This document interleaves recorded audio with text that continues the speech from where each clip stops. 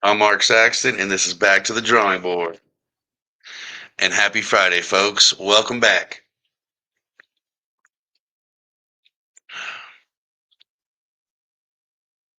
Those Friday beers hit different.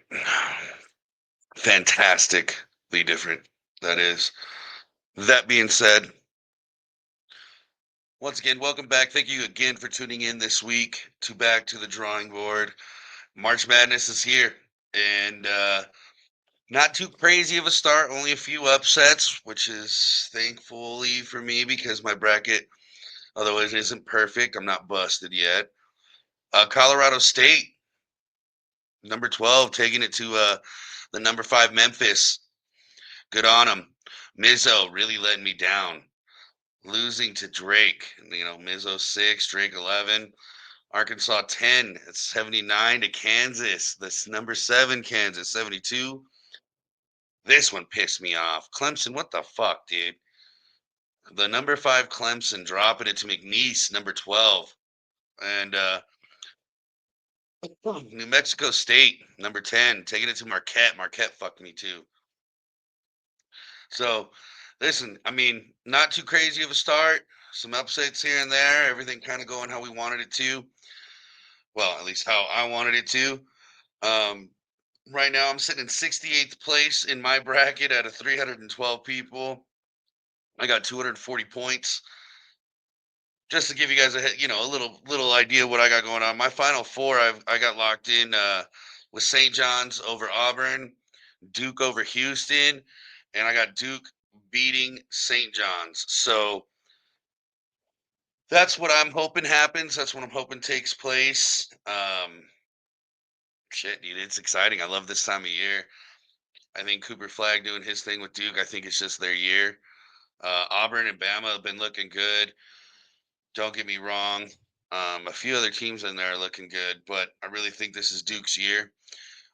Cooper Flag going to be coming back with that from that high sprain, that injury. Looked brutal, but I think obviously he's going to be just fine. So let's move it on to the NFL. A couple of more signings this week as famous Jameis, all I do is Winston, goes to the New York Giants for their carousel of quarterbacks. And Green Bay taking on McCole Hardman. I don't know, man. My thing is yeah, an elite receiver would be great to have on that core to help with those young guys, but they're not bad. It wasn't their fault. There was a lot of injuries in that Eagles game, that didn't help, but they weren't a bad receiving core. I would have loved to see that money go to another lineman, maybe even help out in that secondary. Not a terrible. I mean, I don't hate the pickup, but could have been something different. Other than that, that's about all. We're still waiting to see where Rodgers and Wilson go, so we'll keep an eye on that. Let's move it along to the NHL. Uh, we got this is the last month coming up, final month, and I mean, listen, the Panthers doing their thing, but the Capitals at 100 points, already locking in, punched their ticket. I mean, what else can you ask for? The rest of the Metropolitan is Carolina 80 at 88 and New Jersey at 80. In the Atlantic, you have the Panthers at 87, Toronto at 87, and Tampa at 85. The wild card slot holders right now are the Ottawa Senators and the Montreal Canadiens at 77 and 74 points. And my boys, the Red Wings, who were holding on to a spot, has been losing a lot of games. They're at 70 points tomorrow night playing the Golden Knights, so it's going to be huge for them. I don't know. The Islanders, the Rangers, the Blue Jackets, they're all capable of doing some shit as well. So we'll see. We shall see. That Eastern Conference is looking tough. The Western Conference, the Winnipeg Jets also at 100 points. Dallas at 90 points. Colorado 87 in the Central. The Knights at 88 in the Pacific. Edmonton at 85. The Kings at 83. With the wild card slots being held down by Minnesota 83 and the Blues at 77 with Vancouver, Calgary, and Utah all in reach at 76, 75, and 73 points. So that's gonna, we got some time for shit to unfold. This is when hockey gets real. I can't wait. And same with the NBA. NBA going into its last stretch. Obviously in the Eastern Conference, the Cavs and the Celtics, the C's, clinched. Both of them up top, and then you got the Knicks and the Pacers, and Milwaukee and Detroit coming around. OKC already doing their thing. I mean, just tearing it up this year. Houston, Denver, Lakers, and Memphis. I think Golden State's pretty much done. Um, I think the West is going to be up to those top five, really, in my opinion. So last stretch, can't wait. I mean, this is going to be some good shit going down. UFC tomorrow night is a fight night, so enjoy some free fights. At least in Arizona, the main card will start at 4, prelims at 1, I believe. The top three, the four I'm looking at is Molly McCann over Alexia Tainara. I'm taking Molly McCann, even though I do think she's going to lose. I think Alexia is going to. Looking at Alexia doing her thing, she looks vicious. Watching some of those highlight reels, she's 11-1. She's not afraid to get in there. Her last five are 5 straight wins.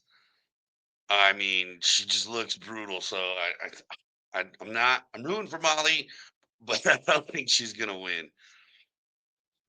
Moving on, you got my man Kevin Holland and Gunnar Nelson. I don't give a damn, dude. I don't give a damn what the situation is. I'm always gonna root for Kevin Holland. I'm always gonna say he's gonna win it, and that's what's gonna happen. Let's move on. Carlos Yulberg. He's a beast. I don't see him losing to Jan. It should be quick work for Carlos. Jan in his last five is 2 losses, a draw, and 2 wins. I mean, just not really anything to shake a stick at. While Yulberg is 5-0 in his last five, doing work. Most of those are knockouts, 1 submission, 1 decision. So Leon, Sean Brady, and this is where I was kind of torn. I love Sean Brady. I love Leon. Both of them 4-1 in their last five. Both of them losing to Bilal Muhammad. Bilal's a bad man too. Uh, they're giving it right now. They're giving it to Brady on the odds, and I don't hate that. But Leon is feisty. He's a beast. So I don't know. I don't know how they could have. I just felt like it was a little easy. They gave it to Sean. I'm gonna take Leon. I'm taking Leon. I hate to do it, but I'm going to take Leon. I say Leon does it. I say Leon gets meaner. Leon's 33, Sean's 32. Let's move it along. United States had to rep, even though a huge, huge, and utter disappointment last night, dropping the semifinal against Panama. Ugh, that's it's tough. I don't understand what's happened with these players. I mean, everybody's, and don't get me wrong, World Cup is what, 440 something days away. Everybody's kind of ready to hit the panic button. I've got a different take on it. I think this group, everybody's disappointed in this group, and everybody's saying that it's fire sale time to get rid of everybody, and whatever other crazy shit they're saying. Losing to Panama last night, I believe Turner was out of place. He took the wrong angle. Shit happens. Turner's found himself in plenty of positions to make himself look good, make our country look good. Had some strong stops. Last night didn't happen. They scored in stoppage time, right? The other thing is the United States, they had their chances. They couldn't finish. I mean, a couple of those ones that go, would have been a couple inches to the left or right would have went in. Then we're talking completely different, right? Finishing, and I think at the end of the game there, they were kind of looking for the game to go into extra, and I think they just dropped their guard. Not making excuses. I mean, it is what it is. It's a disappointing embarrassment. No disrespect to Panama. They've come a long way in a lot of years, playing some pesky, strong ball. So I'm definitely not trying to shit talk them by any means. But as far as the United States are concerned, they should be embarrassed and just a disappointment. We won this tournament the last 3 years running, and we get knocked out in the semifinals. So definitely be pissed off for sure. If you're a United States fan, be pissed. It makes sense. Like I said, though, I'm taking a different take. We remember this squad was one who turned the tides with Mexico. We started owning Mexico. There was no question. We started owning the Nations League tournament. We started owning the Gold Cup. Um, we did as good as you could in last World Cup. I mean, obviously getting eliminated by Holland, tough opponent. I mean, but we didn't go out there and we didn't get punked. And this team has done so many great things, and I think the anxiety of the World Cup right around the corner. I think people are forgetting that. I say relax, just like AR-12, right? Aaron Rodgers, RELAX.